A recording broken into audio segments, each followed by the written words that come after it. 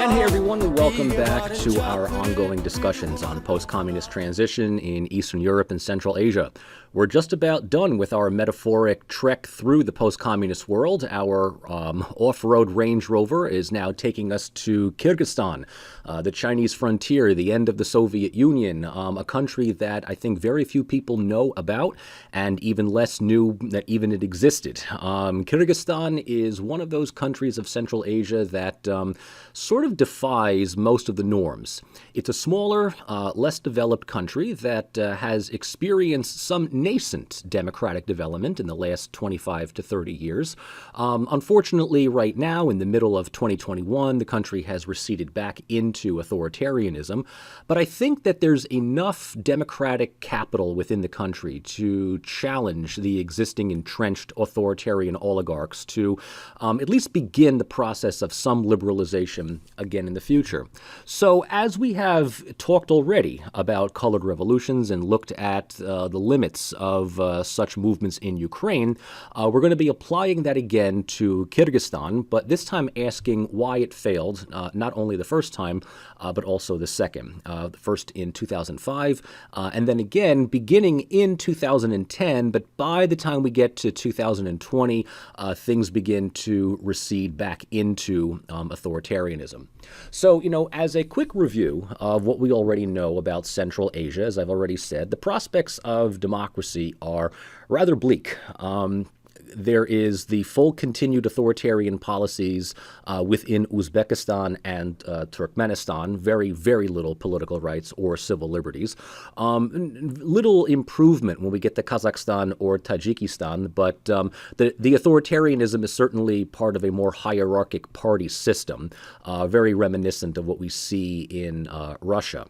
Kyrgyzstan is that one possible exception. Traditionally, governments have been illiberal at best, but these governments tend to be very weak. And, throughout the entire region, we've already talked about little historical experience with political pluralism. And, of course, the hypotheses, the arguments concerning premature sovereignty of the entire region in 1991. So the lack of democratic capabilities isn't because of some inherent cultural trait. It's just largely because we're talking about a region that has never really had the ability in history to, develop some kind of democratic political culture.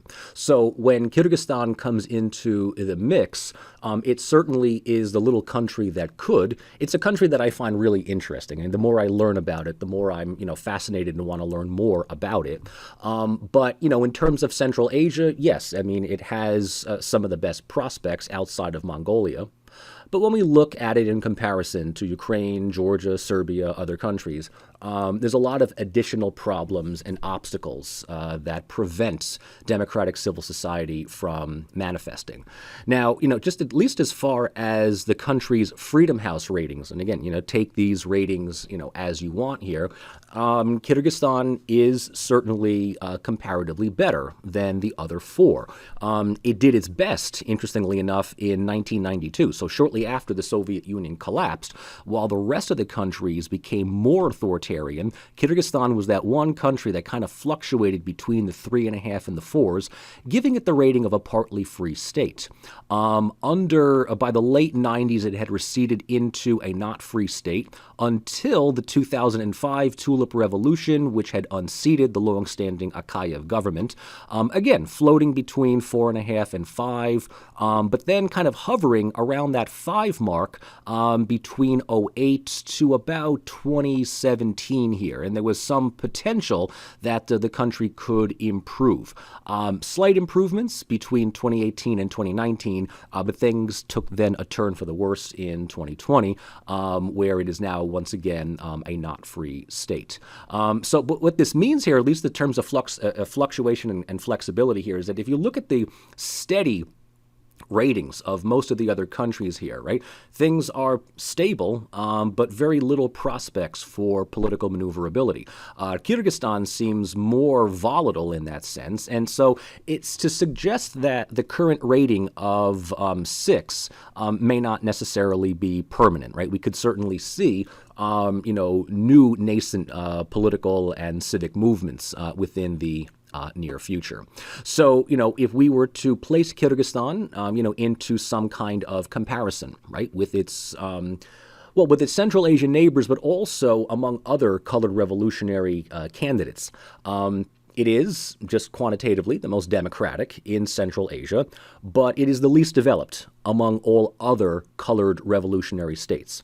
So it's a country that unfortunately is plagued with, weak mass mobilization, particularly within public discontentment. So what I mean here is that the public can certainly organize against political injustices. They can weigh collective grievances against their officials. But there's really no organization that will direct that protest beyond just raw discontentment and disillusionment. The country also has not seen any real peaceful transition of power since 1990.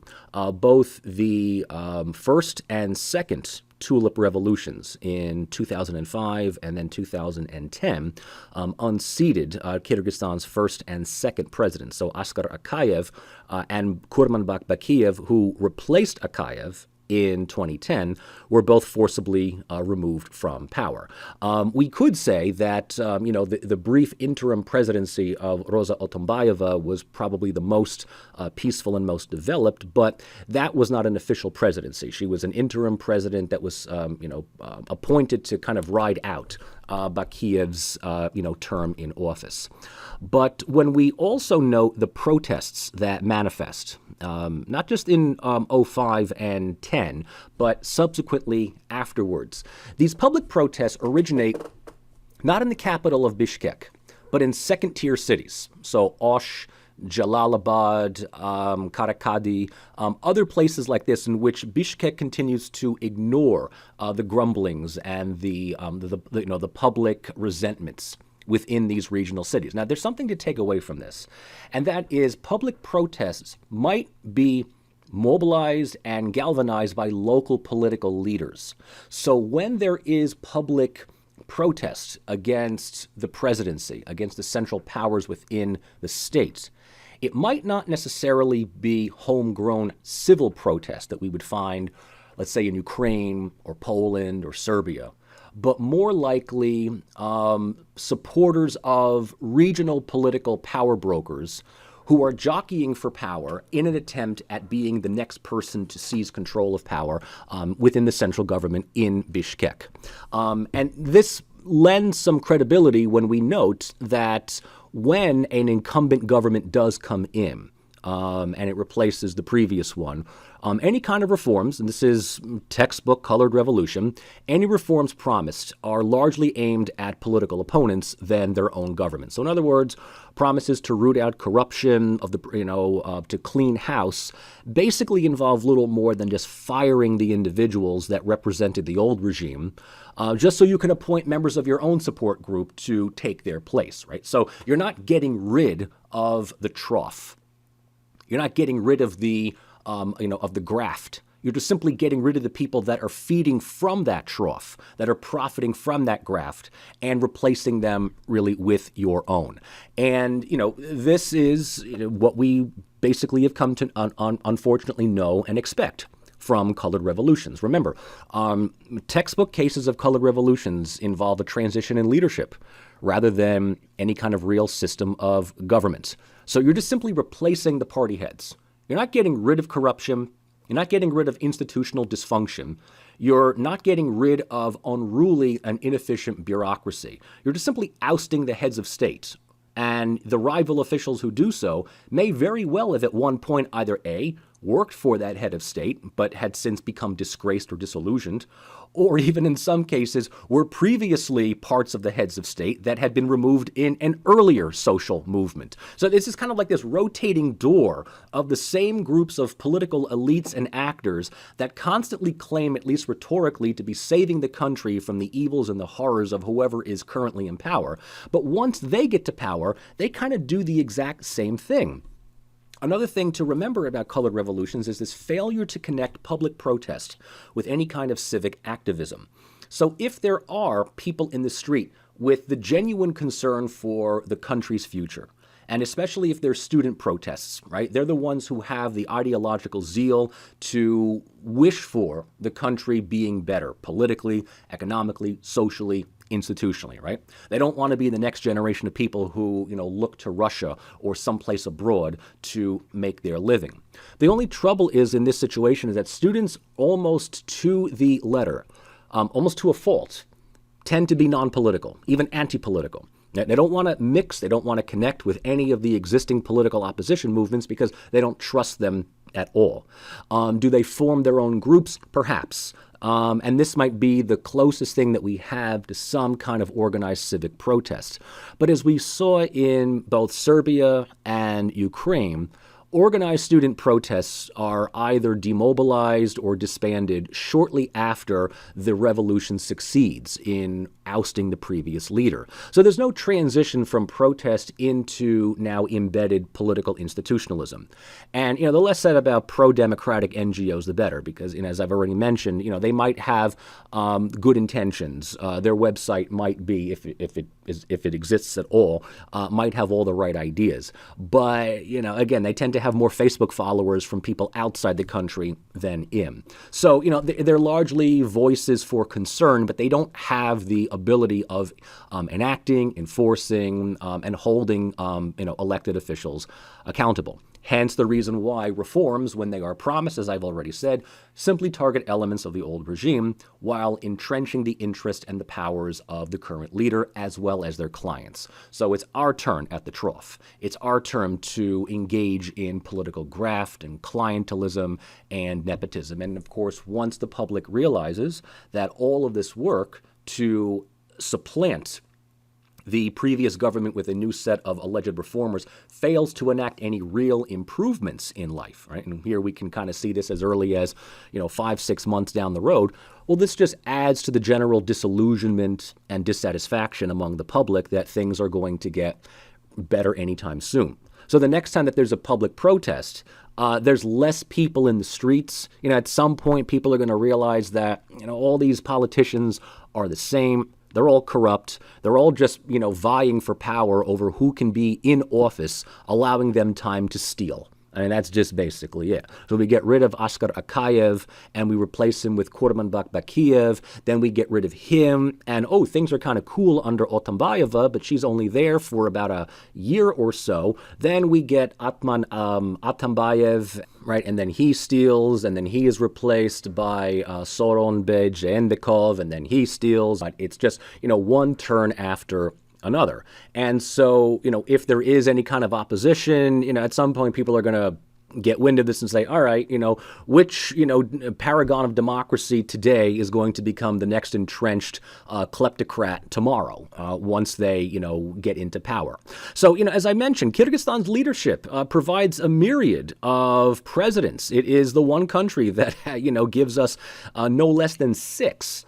And the way that I like to look at Kyrgyzstan's post-communist development is really to divide it into 4 phases. The first and the longest phase is the Akayev phase from 91 to 05, which led to the first Tulip Revolution and his ouster from power. The second phase is Kurmanbek Bakiev, and here is where things really, in my opinion, took a turn for the worse, because it's the first time that Kyrgyzstan realizes that incumbent governments can be just as bad as the old regime from beforehand, but now use their local support and economic advantages as political leverage. So in a way that the graft and the corruption become worse all the time. The third phase, and this is the briefest phase, but the one that gives me room for optimism, is the interim leadership of Roza Otumbayeva. And I've mentioned it before, but she's all good. She's got enormous street credibility within Kyrgyzstan, especially in Bishkek. But that might actually have been her undoing because she actually believes in the cause of democracy. That kind of spells the end of the gravy train for everyone else.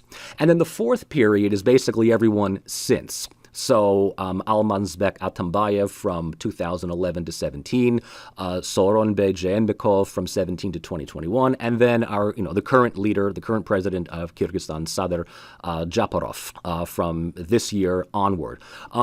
It's basically just one oligarch after another. Right, one oligarch with a regional power base within the countryside that uses their leverage in power to enrich and provide patronage to those that bring them to office. So whenever there is discontentment among the other regions of the country, there is this collective opposition to go after the current person in power. And then once that person is removed or forced to resign or is defeated in an election that is overwhelmingly against them, the new person who comes in, whether it's Atambayev or Jeenbekov or Japarov, just start the process all over again. So Kyrgyzstan, I think, gives us a really good, sobering assessment of what happens, unfortunately, in colored revolutions for countries that aren't necessarily on the radar of the European Union or the United States. And I think that this already began to show patterns as early as the first Tulip Revolution in 2005. So public protests against an increasingly autocratic Akayev, whom I have to mention, right? He is the first president of Kyrgyzstan in 91 and is unique in the region for not being a previous Communist Party boss, right? So unlike Niyazov or Nazarbayev or Karimov or any of these others, right? He doesn't necessarily just inherit the state when the Soviet Union collapses. He is, at least by profession, he's a teacher, right? So he comes from Kyrgyzstan's intellectual class. So that in and of itself already implies that there's not this, power brokerage that we're going to see in the other four countries. But after 15 years of either, stalled transition, economic stagflation, and, increasingly perceived autocracy in an attempt at one could just simply say trying to unify the country, it results in a number of public protests, around the country against Akayev. But the protests are dual and sometimes even competing. So you've got public protests as well as political protests. So the public protests, the ones that we like to look at and, throw our hopes and dreams behind, are those that hope that the next president could be Roza Otumbayeva. And Otumbayeva already has established herself as, a respected international official. So she was the first UN ambassador during the breakup of the Soviet Union. So she has international recognition. She's fluent in English. She's much more of an intellectual than a professional politician. But the political opposition to Akayev were interested in Kurmanbek Bakiev, right? So it really is this type of the public wants this, and the political establishment is saying, hey, that's nice, but we have to think of ourselves first. So the ensuing revolution that removes Akayev from power and elects Bakiev as the next successive president is already surrounded by controversy. Right? So Bakiev isn't necessarily embraced by the public, but the United States doesn't really say anything. Right? The U.S. is really not all that interested in democratic development in a country that it knows it's just not going to invest time in. Right? It's just way off in the middle of Central Asia. So this is not the Balkans. This is not the Middle East. This is not Eastern Europe. This is nowhere. Okay, if anything else, the United States is really interested in one thing at the time, and that's looking for a new airbase. You got to remember this is 2005, so U.S. is waging the war on terror. It's engaged in Afghanistan, so it wants some friendly footholds within the region. And that means, right, making nice with Tajikistan, Uzbekistan, a whole number of Central Asian states that, if we're focused on Afghanistan, all we want is some cooperation from these other neighboring countries. And if they happen to be dictatorships, well, then fine. But if they're cooperative dictatorships, even better. Okay? But what we see within this already is the dual nature within Kyrgyzstan, and that is there's a political society that can reach out to the international public for support, and then you've got the public itself, which might be interested in democratic development, but there's no support. There's no organization beyond a few NGOs, maybe a couple of academics. Remember, this is Central Asia. So no one's really paying attention to it as much as they are, let's say, Central Europe, right, or even the Balkans. So the revolutions that we find are, a collective group of opposition. There's no solidarity. There's no even an Orange Euromaidan movement where people can coalesce around a couple of political actors or one or two ideological objectives, right? The protests come from business interests, informal networks, patronage ties, and this last part, the patronage ties, basically lets us know, right, that protest is just simply coming from rival political factions, rival political oligarchs. Different political factions from other parts of the country. The only thing that unites everyone is their collective opposition to the current leadership, but not really against the constitutional framework or the system of government. The students might want constitutional democracy, but these political oligarchs are just simply looking to remove the current people from power just so they can have a turn at the merry-go-round. So in that sense, the opposition isn't necessarily formal in terms of democratic opposition. Civil society, definitely in 2005, the first one, is disorganized. And if there is any, collective protest, it's not across the country.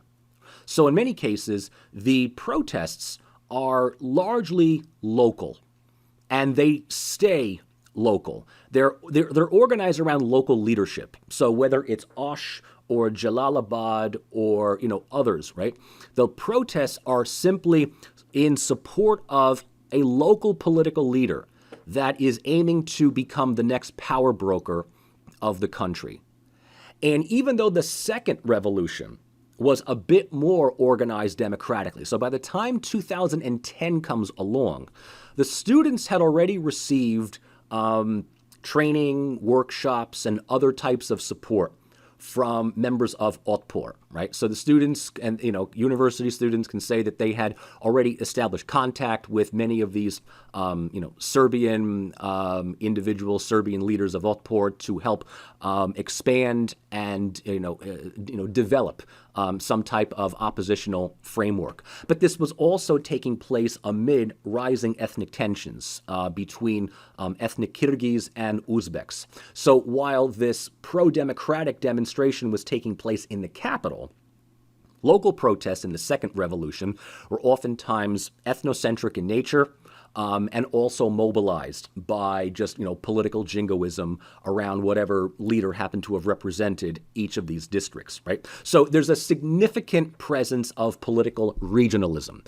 which does not reflect in Serbia or even Ukraine for that matter, right? There were certainly different factions within Ukraine, but most of that was centralized within Kiev. Particularly in 2014. So Kyrgyzstan may have had a series of revolutions between 05 and 10, but there, as I said, there was no major unity within that opposition beyond just simply collective grievance against the sitting government. Now, things definitely take a notable turn after 2010.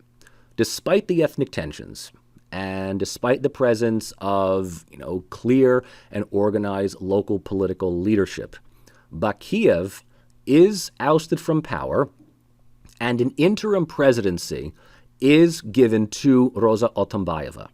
So this is a major, major victory for the pro-democratic factions, especially for the students, right, who believe in the cause.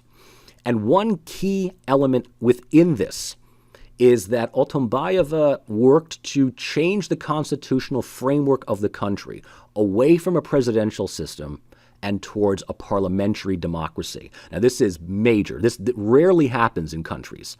But Kyrgyzstan, at least for a brief period, was making that transition, which would take power away from, right, take executive power away from presidents who had previously used it for their own personal advantage. And just a quick crash course between presidential and parliamentary democracies, right? Presidential systems have a noted separation of powers, right? Even in the United States, we got the legislative, the executive, and the judicial. Parliamentary democracies have what we call a fusion of powers, right? In which elements of the judicial and the executive are unified within an expanded and empowered legislature. So a prime minister of Kyrgyzstan would be the major head of state, but would have to speak on behalf of his or her party, as well as ensure, right, that a party majority or a governing coalition were maintained. Right? So this is a way of diffusing power away from one potential autocrat. And within Central Asia, that was just, all the more, common. So Otumbayeva's leadership, although very brief, right, was probably the biggest possible window of opportunity for Kyrgyzstan to become a democracy. The problem, though, is that Otumbayeva's interim presidency was limited, right? She only had about a year or so, right? She was finishing out Bakiyev's term. Then she had hoped to run for president in the new scheduled elections. The problem that we find, and this I think was deliberately done to prevent her from running and most likely winning, was someone, I think it was, the political elites, whatever, it was dug up somewhere that in order to qualify for a presidential candidate, one has to have lived in the country for something like 5 consecutive years or something like that, right? And this was a weird stipulation because it was blatantly known that this was directed against Otumbayeva because she was an international official, right? She had served as Kyrgyzstan's ambassador to the United States and Canada, as well as the United Kingdom. So, her international credentials somehow was used against her. But, whatever it was, she could not run for president in 2011.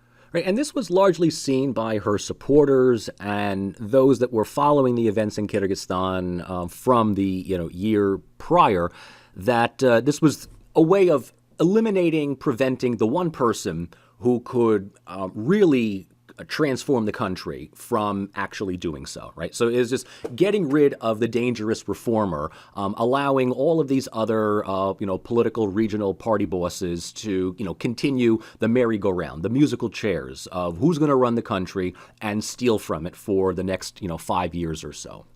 So she was succeeded by Almanzbek Atambayev, and kind of things sort of go back to normal again. A moment of opportunity was passed, and since then the U.S. lost its air base at Manas in 2014, and the country began to develop and deepen ties with Russia, with China, and also with Turkey, for that matter. Turkey just kind of invites itself into this mix. And when, your primary countries are largely non-democracies, well, the opportunity that we talked about, is in fact passes. So that leads us to kind of think about Kyrgyzstan following Otumbayeva's interim presidency. And it's basically been the last decade. Did Kyrgyzstan miss its opportunity? Did it somehow lose its momentum in developing some nascent and rudimentary democratic political system? By all accounts, things showed the most promise under Otumbayeva's interim presidency and subsequent short-lived parliamentary experiments. It's not really known, if the country has gone back to a presidential system or she had tried to initiate the transferring to a parliamentary, but no one since her continued with that trend. So since Otumbayev, her successor, Jayendekov and Japarov afterwards, we're right back to, good old-fashioned, top-heavy executive presidents. Inter-ethnic tensions continue in Kyrgyzstan, primarily with Uzbek minorities. Most recently, there actually were open border clashes between Kyrgyzstan and Tajikistan. And, these are exploited by Kyrgyz political leaders as a way of balancing them, balancing their regional powers, but also using that as a kind of like a national security card for when they seek to lay claim to the presidency and control of the central government. Things just continue to deteriorate democratic-wise with the noted political rivalry, as I mentioned beforehand, between Almazbek Atambayev and then his successor, Soron Bey Jayendekov. As I mentioned beforehand, there's some cooperation between the two initially, but just rivalries just gave way to absolute animosities, and this animosity just deepened, right? Regional political oligarchism from one region to the other. Continued external support from Russia, China, and Turkey aren't really interested in democracy and civil society. Russia's definitely interested in just maintaining stability in the sovereign democracy card. China is just all about infrastructure, roadways, and other stuff. And Turkey, under Erdogan, is, hey, do you have room for a ginormous mosque? Because that's just what we do. Erdogan comes and he's got a prefab mosque to put in the middle of a country that is largely secular. So, Kyrgyzstan, unfortunately, has become more and more illiberal to the point of being autocratic. It's still too early to judge the leadership of Sadir Japarov, right? He just came to power a couple of months ago in 2021, but he has already displayed tendencies of national populism, very, similar to the type of leadership of Erdogan. So we're not exactly talking about a big champion of political rights and civil liberties within the country. So then, why study Kyrgyzstan? Right? Why study a country that had an attempt at democratic transition and failed? Is it just simply a way of looking at what could have been and what opportunities were lost? Well, I think that within the larger family of colored revolutions that produce these so-called rotten transitions, there's a lot of things that we can learn from Kyrgyzstan. And I still would like to end this brief discussion with a note of optimism that there is enough resources on the ground for democratic development to happen again. I think the first thing that we need to note is that protest politics alone does not give a country a democratic government once the challenged and beleaguered regime is overthrown. If there are multiple protest movements of different reasons and, with different purposes, but they're all united with only one thing, and that is to get rid of whoever's in power at that moment, whether it's Akayev or Bakiev or whoever. Once that objective has been met, right, there's no guarantee that those that seize the levers of power are going to enact any kind of reforms. At the absolute best, what we find in Kyrgyzstan and others is a series of what we call plateaued transitions, right? Plateau transition. This is very similar in scope to that type of performance legitimacy that I talked about a couple of lectures ago with authoritarian states. In other words, what I'm talking about here is incumbent leaders that, seize control of a country under some form of promises of, reforms and improvements, where they're not going to give everybody the farm. Right? They're going to give just enough to satisfy, let's say, the majority of the people. But if the goal is simply to use the levers of power to improve and aggrandize one's own power base, then you're really not all that interested in reform. You might give some rhetorical displays of reform, or better yet, if you just simply publicize your new government's efforts at arresting and firing all of these old cronies from the previous government, well, that can get people to think, yes, all right, the country's being cleaned up without any actual reforms happening. So plateau transitions are kind of like I think they're a bit more realistic than the type of transitions that we saw in Central Europe, where, you get rid of the old government and then, suddenly the European Union comes in and gives you an IKEA manual on how to move the country from dictatorship to Scandinavian-style social democracy in 5 years or less, right? And we just tend to think that that's how it's going to be. Countries like Kyrgyzstan or Ukraine or Lebanon or Tunisia or Iraq or wherever it happens to be, right, undergo what has to be really a series of transitions, right? There's more than just one public protest. If states are de-authoritarianizing, they're going to do just the bare bones to give people a sense that improvements have been made. But once again, if your goal as the political faction now controlling the country is to still use the levers of power to enrich yourselves, well, then you're not really all that interested in reform. And you're going to try to steal as much as possible until you're forced from power. And then the new group that comes in might try to enact some reforms. So we're talking baby steps here, right? We're really, really talking baby steps. If anything, we can look at Kyrgyzstan today and note the quick turnover of leadership and presidents. That certainly is a major departure from the 15-year period of Askar Akayev. But that also tells us that the system is perpetuated by elite-driven initiatives and protests. And there's another thing to pay attention of, is that public protests may not necessarily be just raw anger. It might not be this display of people finally rising up against the authoritarian apparatus, but they could be, controlled. They could be led into the streets by a political faction. And, without knowing the intricate details of what's happening in Kyrgyzstan, and let's be honest, who would in the West? You look at this on, CNN or whatever it is, and you think, oh, look, public protest, that's got to be great. But there might be an ulterior motive, behind that. And one of the motives is simply retaining a power monopoly while offering these limited reforms. So you get rid of Akayev and you get Bakiev, all right? Then he's no better. In fact, he's probably worse. You get rid of Bakiev and, oh, look, we got Otumbayeva. Oh, crap, she doesn't want to play around with this. She actually wants to reform the country.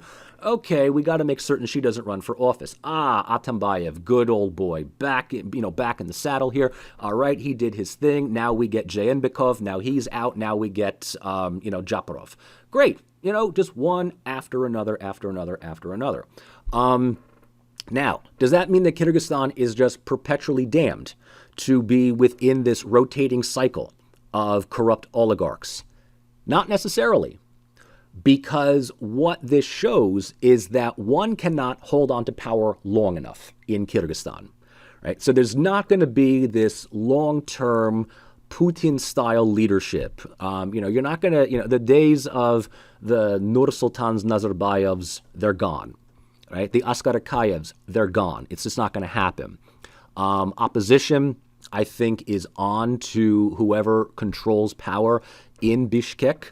And even while there might not be any real mobilized civil society, the constant pressure of protest politics and unstable governments gives one guarded optimism, and I need to say guarded optimism, for potential democratic and civic growth, right? Because at some point, the public is going to become well aware of what's going on, and they probably already know that already. And while Otumbayeva is more or less now, I don't want to say a private citizen, but she's certainly there to, act as, a moral guide. There's going to be more like her. There's going to be, an increasing number of students and workers who realize that the political leadership of their country is corrupt, inept, kleptocratic, and not as secure in power as their counterparts in Kazakhstan, Turkmenistan, or Uzbekistan are.